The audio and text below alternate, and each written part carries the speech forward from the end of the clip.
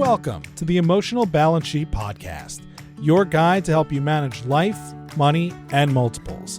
Each episode, host Paul Fenner, Tama Capital's president and founder, and the proud parent of 4 amazing children, including 1 set of triplets, will provide insights on successfully sustaining an active lifestyle, career, and family through comprehensive wealth management strategies, financial education, and lifestyle planning, specific to parents raising twins, triplets, and more. Learn more, subscribe to the show, or connect with Paul at tamacapital.com. This podcast is for informational purposes only and should not be relied upon for investment decisions. Clients of TAMA may retain positions in the securities discussed in this podcast. Did you know that there are 12 stages of burnout? Did you also know that burnout can show up in many different forms within your life, such as physically, mentally, and emotionally? Dr. Morgan Levy is a licensed psychologist focusing on working with executives and professionals from all over the world.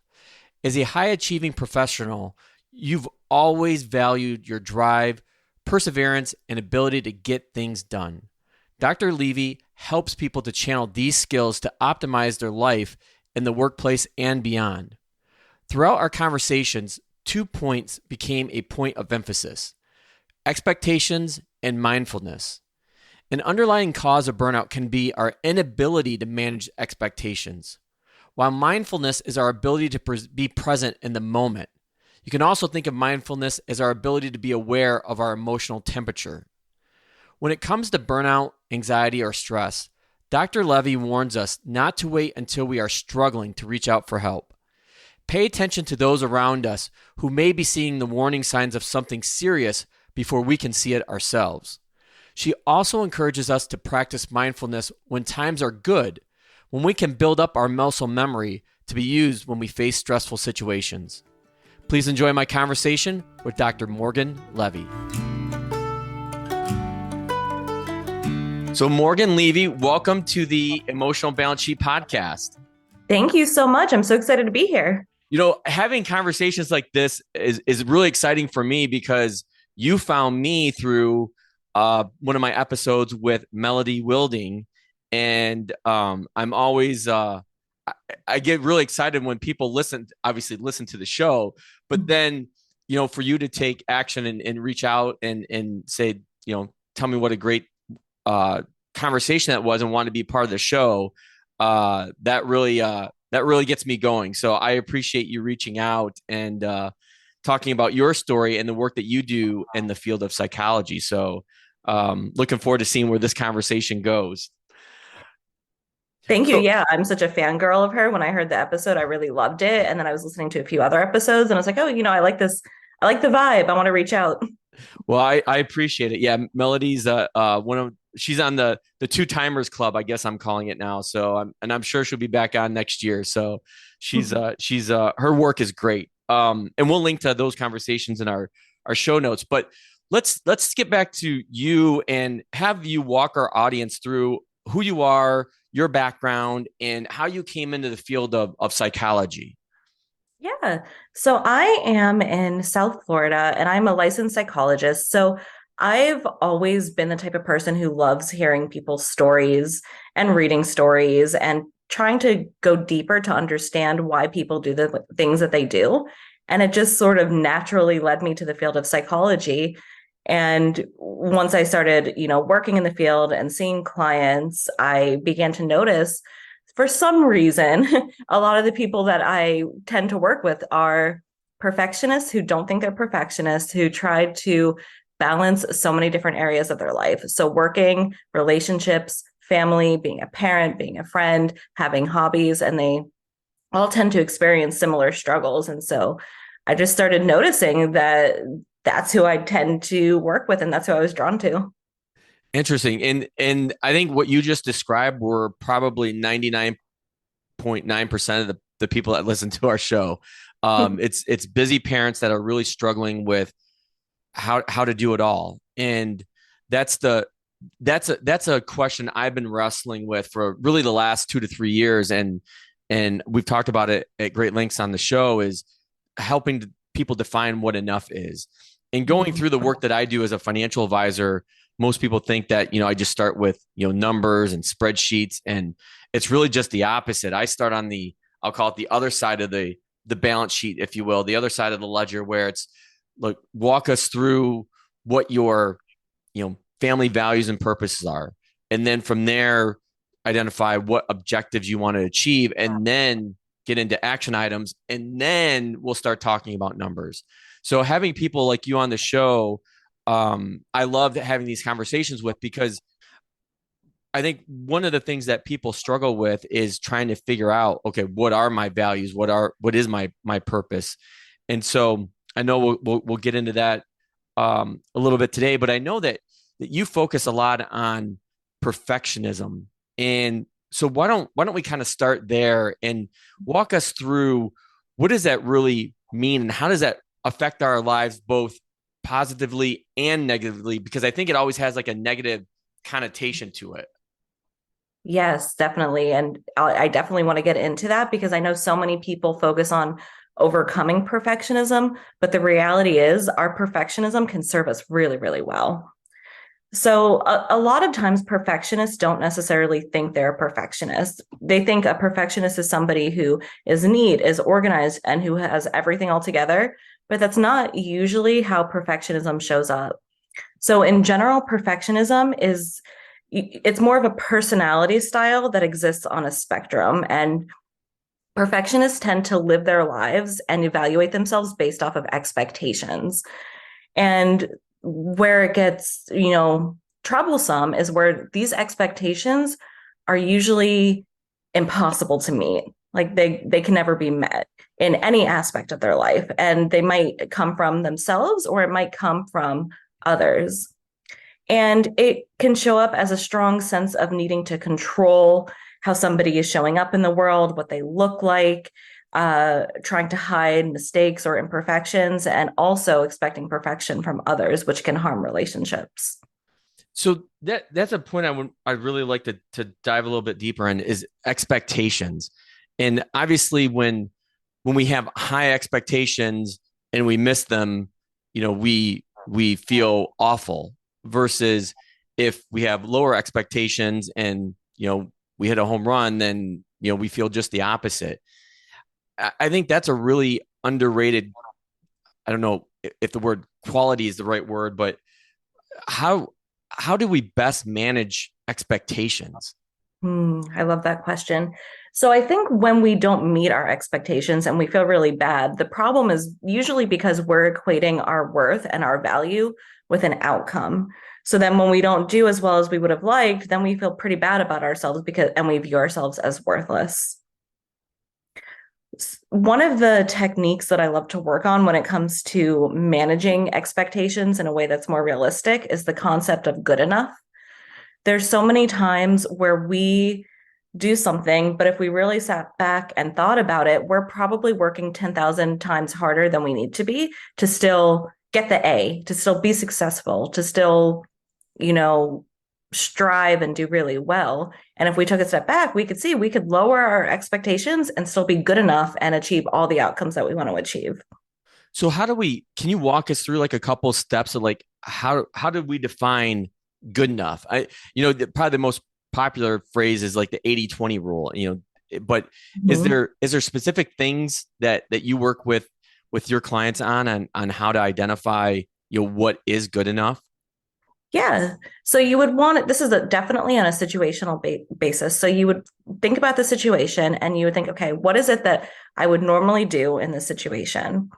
Then you think, okay, if I were to, write down all the steps and look at different areas where if you were to lower your expectations, what the outcome would be. And then you could decide where that good enough point is.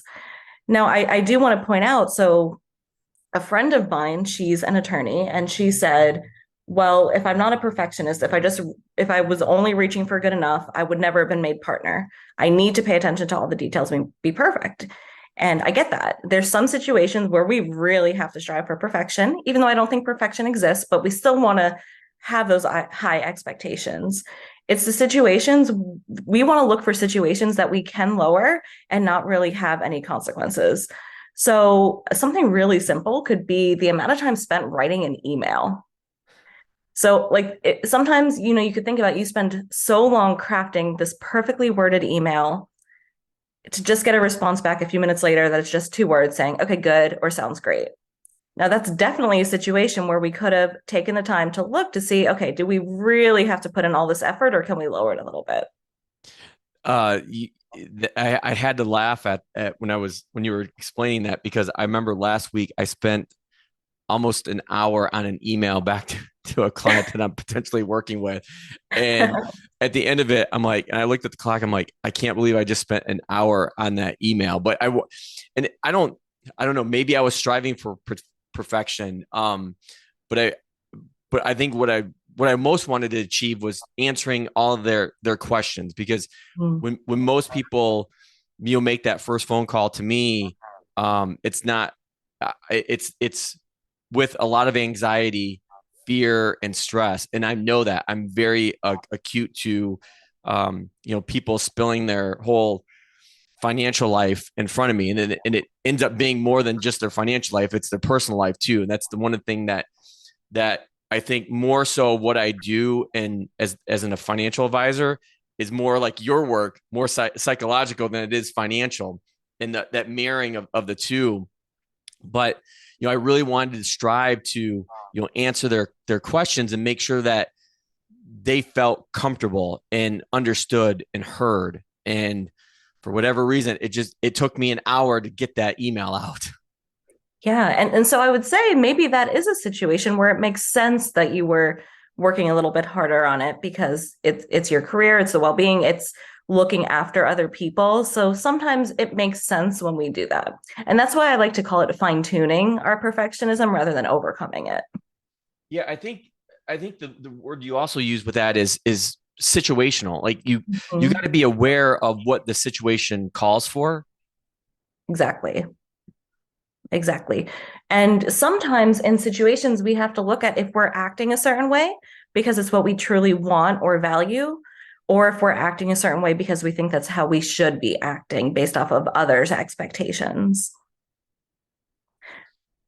So one of the things that we had talked about emailing back and forth and preparing for our conversation is, one of the things that you focus on is having success in the workplace without sacrificing personal identity and core values. And if we unpack that a little bit, I know that in the research I've read, this really affects moms more so than dads. Can you walk us through, like, in the word I hate to use, even though it's in the show title, is the word balance, because I don't think necessarily balance exists in life. I think there's, going back to your point of situations, there's situations or life cycles, if you will, where your work requires more of you than your personal life, whether that's being a parent or your career, or just the opposite, where your family is demanding more from you, and you needing to focus on that more so than your career. So I had this conversation with Gary Nesner, who's a FBI hostage negotiator of all people, and we're talking about this teeter-totter, and most people think balance is like this even teeter-totter, and it's never Right. even.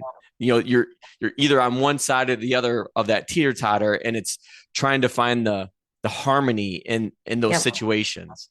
Yeah, definitely. So I like to use either work-life harmony or just work-life ease, where we figure out how it all goes together and what we need to do at different moments in our life. And when you bring up moms, it's true, because research does show that women tend to struggle a little bit more with burnout and having that work-life harmony. So, and that's because they have so many different roles to juggle: being a mom, sometimes being a spouse, being a partner, being a friend. And then at the workplace, it's hard to navigate that and to figure out how to balance it in a way that feels right for them.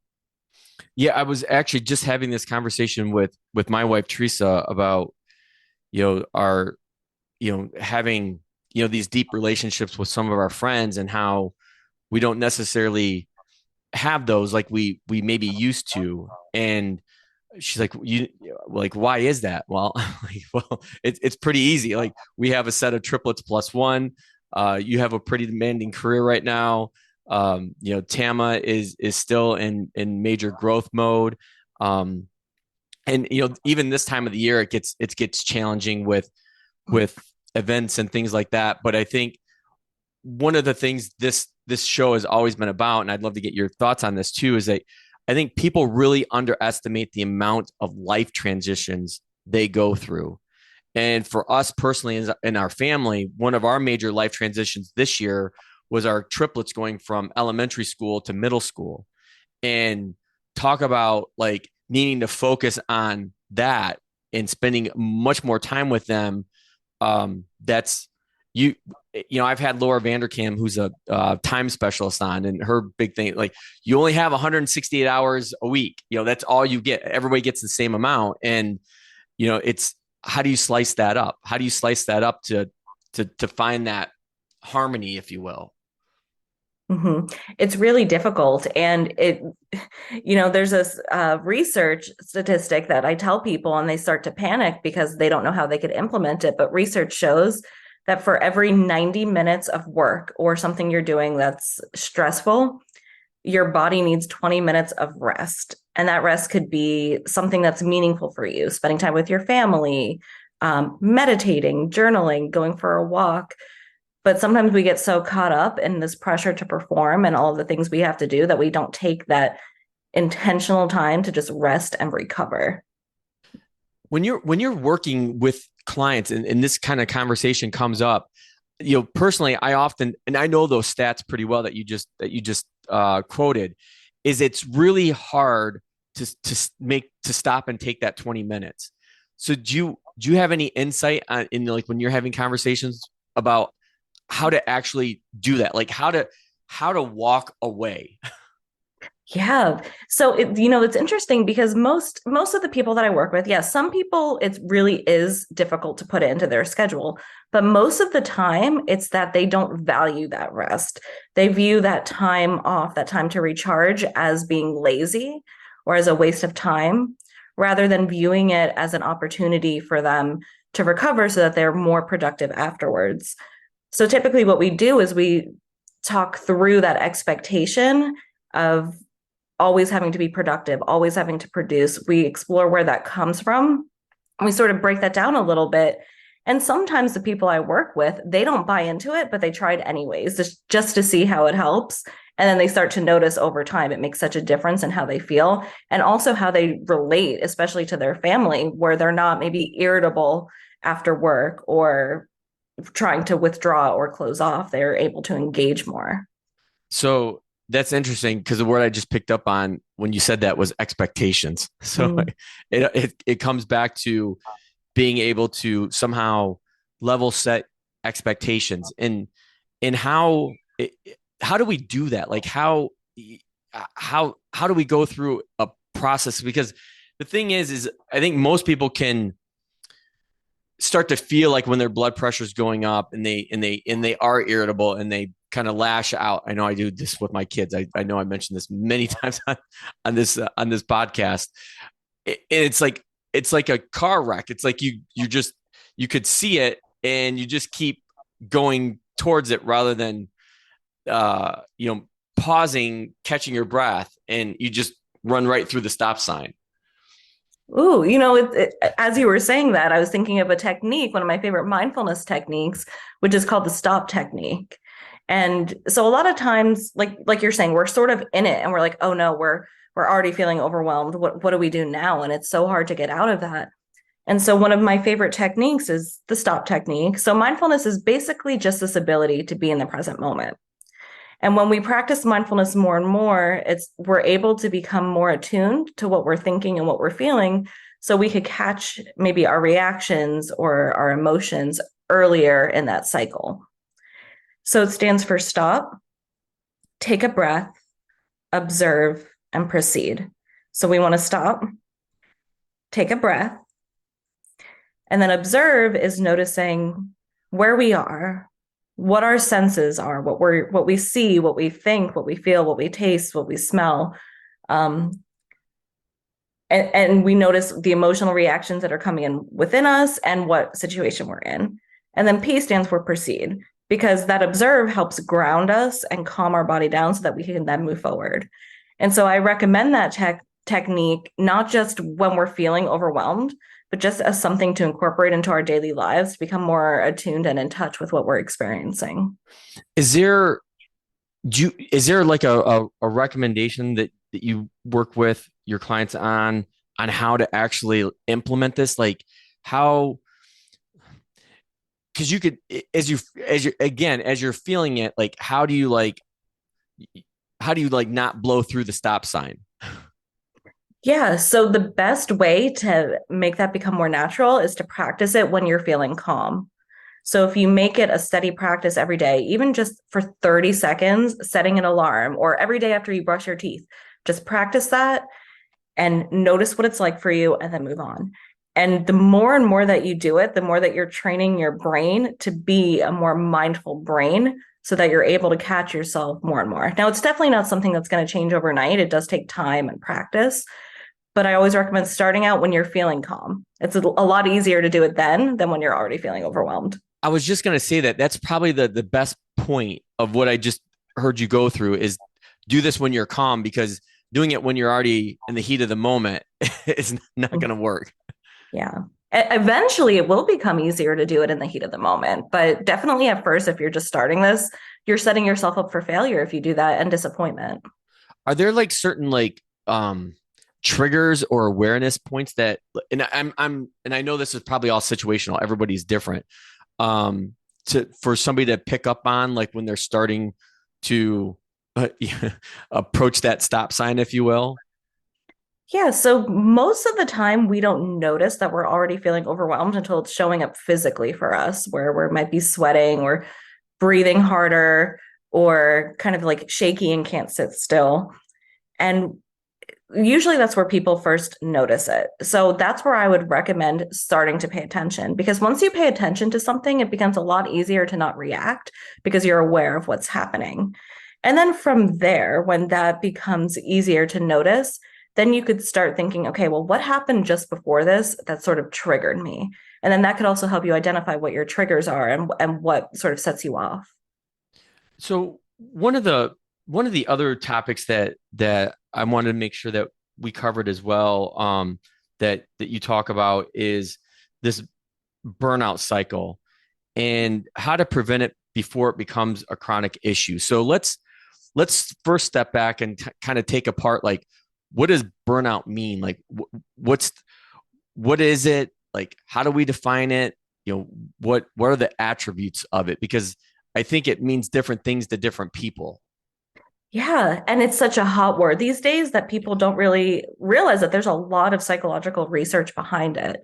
So the way that I talk about it is from the American Psychological Association. So they define burnout as just this physical, emotional, and mental exhaustion that is usually, a result of overworking and decreased motivation.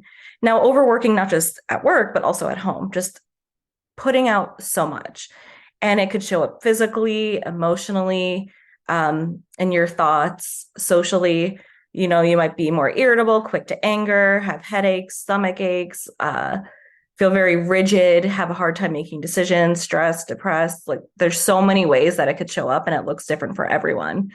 So the burnout cycle, there is a 12-stage sort of model that was developed many years ago by the psychologist Freudenberger. And if you'd like, I could go through quickly the 12 stages, because I think it starts to show up before we think it does. Yeah, that'd be great. Okay. So the first stage is the compulsion to prove oneself. So this could be maybe, as a new parent or a new job where you're excited. And so you want to work hard. You want to take more responsibility. You want to do more things because it's exciting and it's new and you're so eager. So believe it or not, that's where burnout can start. Then the next stage is working harder.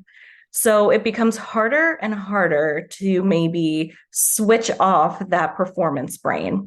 You might be thinking more and more about what you have to do, especially at work, outside of work hours. And with work, people might start to say, like, oh, you're a workaholic or you're addicted to your work. People might say that in your life, and you might not think so. Then that slowly goes into neglecting our own needs. And so this is where we. If I can just interrupt, I would Yeah. imagine, Morgan, that that's really difficult in the world that we live in today with the ability to be constantly connected to Yes. our work. Absolutely. And that happens more and more now with people working from home because they don't have that clear boundary. Or Yeah, I was going to say there's no real boundary. Mm-hmm. So one of the things that I suggest for my clients is that pretend like they still have a commute. Take that time at the end of the day, 10 minutes or whatever they need, however long it is, to just decompress and have a transition from the work, experience to home. Instead of just maybe finishing up a meeting and then closing their laptop, opening the door, and then being bombarded with family obligations. Yeah. Okay. So then we have neglecting needs, and that's where we neglect our family, our friends, and our personal hobbies because we're working more and more, which then can shift into maybe dismissing any problems that show up for us and maybe blaming others for any problems that show up in our life, not realizing what we might be doing. Then this is where our values start getting skewed and work becomes our only focus. It's harder to value our family and friends at this point because we view work as the most important thing in our life. Then we move into denying and aggression of what problems might be showing up. And if we have problems that are showing up in our life, we might not view it due to our work, but rather to other people. Then we withdraw.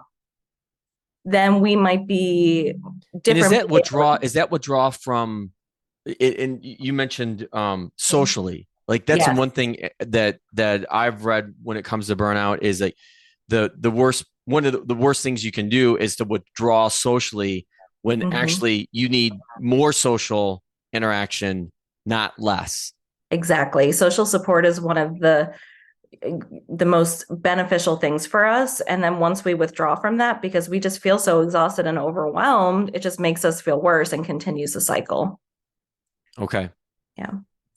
So then we might behave in ways more irritable that we're not used to, very impatient. And then this is where it starts to get even more harder, where we don't see ourselves as valuable without our work. Like we equate our worth with our work. We start to feel empty, and then depression could sink in, and then that's full on burnout syndrome. So it starts with this eagerness and this excitement and this overworking, but we typically don't notice it till the very end of the cycle. How long does it take to get, and again, this is all situational, but from your expert, experience, working with people through this, like what's that cycle like from a time perspective, from the time you initially start to the time like you reach like full burnout? Is it like days, weeks, months, year? It also depends on the field, but generally it's not this quick progression. It's this slow progression. And that's why we don't necessarily death by 1,000 cuts. Yeah. And that's why we don't notice it so early on, because it's such a slow progression. So it can actually be fairly, what's the word I'm looking? It can be like a hidden danger. I'm trying to think of like the best way to describe it. Like you don't necessarily realize it. You may not, especially you personally may not realize it, but the people around you probably pick up on it a lot quicker than you do. Exactly. And that's why it's so important to start incorporating a lot of these techniques now, early on, not waiting till it gets too far in where maybe these techniques might not be enough for you to necessarily get out of it. So start incorporating that rest, maybe mindfulness, meditation, social support, living in accordance with your values now and early on, rather than waiting till we're already feeling exhausted and burned out. So that's where I was going to go next is, what are some of the things, and maybe you just listed those and we've already hit on these, but maybe it's probably worth recapping. What are like a few of the critical things that you say that people really need to do in order to, put a pen in the cycle, if you will? Yeah. I think it's also important to recognize that some people might not have as much control over these as they would like because of their maybe work situation. So if anybody here is listening who has control over, sorry, I don't know if you hear my dog crying in her sleep. That's not the first dog we've heard on the show. So all good, Morgan. So if you can have opportunities for your employees to do some of these things too. So time off of work. Now, incorporating that 20 minutes every 90 minutes, if possible, for some sort of rest or relaxation technique. Social support and reaching out to people that you trust to just have, even if it's short and meaningful conversations, to be connected with other people. Working on that perfectionism and trying to see if there's areas in your life that can be good enough and not perfect so that you don't feel that pressure everywhere. We want to lower that burden a bit. And hobbies. Sometimes we get so caught up in, working, being a parent, being a spouse, being, any sort of family member, that we forget the things that we like to do and to enjoy. So incorporating hobbies. And then, of course, therapy, if it feels like you can't manage it yourself. Yeah, I think that last one, well, the hobbies is a really tough one because, like, I know, like, given the situation that I'm in with, a business, Teresa's career, having these 4 kids at very, very important transitional age, if you will, like people ask me all the time, well, what do you do outside of work? I'm like, I really don't do anything. Like, I can't think of anything. Like reading for me is one of the things that I guess if I had a hobby, that would be it. But I read more so for work, but I enjoy it. It's not like I don't like it. I do. But it's still tied to work at the end of the day. But I guess if it wasn't enjoyable, I wouldn't do it. Right. And it also becomes harder for people who really enjoy their work because a lot of their time outside of work, they're doing work things because it's fun. Yeah. And that's one of the things that people ask me all the time because they see me constantly working. It's like, don't you ever get tired? I'm like, no. When I was, and most people know this story, but before I started my firm, Tama, I had a long corporate career run, and that was tiring. That was not enjoyable. But when I made the transition into being a financial advisor on a full-time basis, that was energizing to me. And I haven't stopped yet, obviously. And I find great satisfaction in working with the families I do because they become literally, a part of my family, if you will, the Tama family. And so, I take those responsibilities very seriously. And again, it goes back to, I think, this stereotype that most people have of who or what a financial advisor is. And they just think it's like numbers. And in today's world, it's not. I think it's just the opposite. Yeah. So it sounds like you're really able to live in accordance with your own values. And so you're experiencing a lot of that joy and well-being from it. But then if you would talk to Teresa, she's like, nope, he's still working too much. Mm-hmm. And that's usually where it starts to show up, is where our family starts to point out, like, oh, okay, we need a little bit more balance here. Yeah, I know when I'm getting to a tipping point when one of my kids, makes reference to it.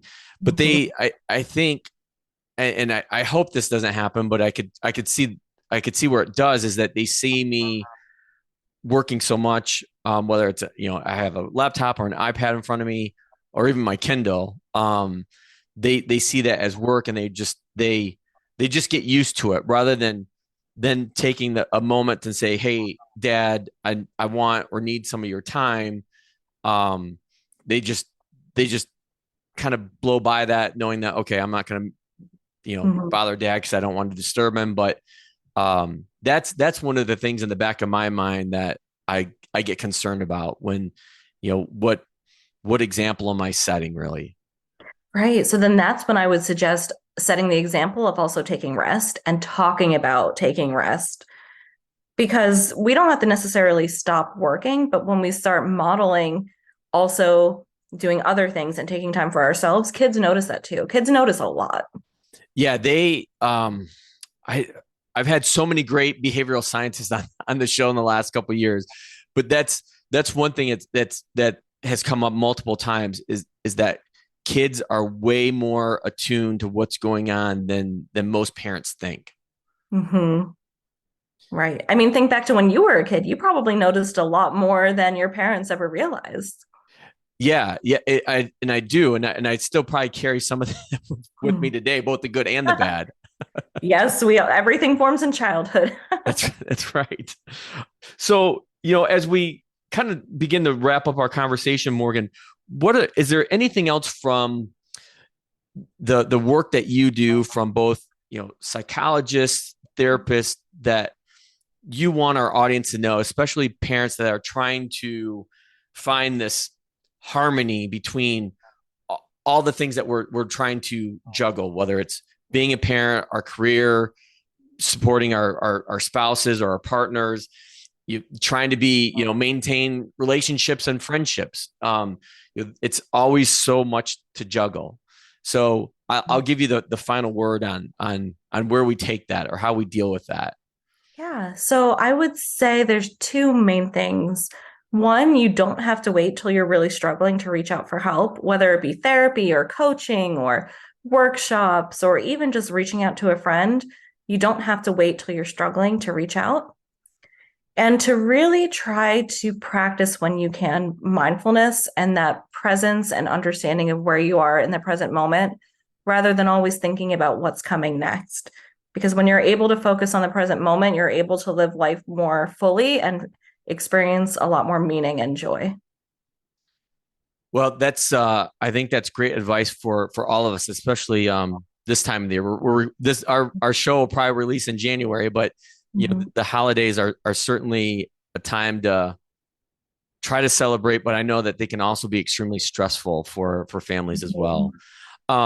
So this is one question I didn't slide into our conversation, but typically my closing question I ask all of my guests is, what's the best thing about being a parent? But I don't think that you have kids. I do not have kids. I have lots of kids in my life, but I don't have kids myself. So let me do a little twist on that, because we know now that you have a dog. So what is the best thing about being a dog owner? Because I know for a lot of people that don't have kids, and even those that do have kids, their pets, whether it's cat, dog, whatever, are a part of their family and couldn't live without them. So what is the best thing about being a dog owner? So many things. I think being able to be present with her and look at her as she's looking at the world, and just having that bonding experience and seeing her have so much enjoyment just outside in nature or with other people. Well, you live in Florida, and so that's True. a whole lot more compatible weather environment than we're having here in Metro Detroit right now. So very good point. Well, Morgan Levy, I can't thank you enough for being on the Emotional Balance Sheet podcast, and we look forward to following your work and probably having another conversation to come. Thank you so much. This was a lot of fun. Thank you for listening to this episode of the Emotional Balance Sheet podcast. Please visit tamacapital.com to subscribe to this podcast or to connect with certified financial planner and registered investment advisor Paul Fenner of Tama Capital. And please join us again next time on the Emotional Balance Sheet podcast.